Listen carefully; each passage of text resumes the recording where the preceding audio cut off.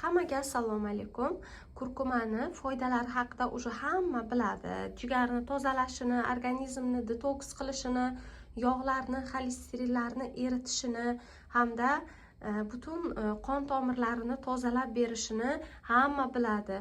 Buni foydalari haqida gapirib, boshingizni qotirib o'tirmayman va aniq maqsadga o'tamiz. Kurkuma yog'da eriydigan mahsulot. Shu uchun hech qachon kurkumani faqatgina suv bilan eritib ichib zo'r foyda ko'ra olmaysiz. Agar siz bunga yog' aralashtirib ichsangiz, effekti birga bir bo'ladi.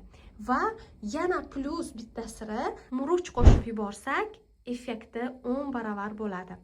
Mani maslahatim, har kuni ertalab bir osh qoshiq zaytun yog'ini avval ichamiz va darrov ketidan bir bokal iliq suvga ko'rib turganingizdek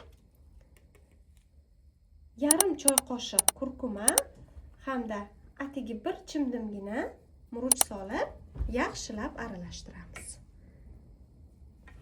Yaxshilab aralashtirib olganimizdan keyin buni ichib olamiz.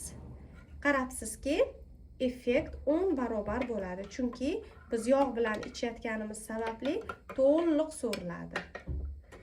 Umid qilamanki, video sizlarga foydali bo'ldi. Hammangizni yaxshi ko'raman. Sog' salomat bo'linglar.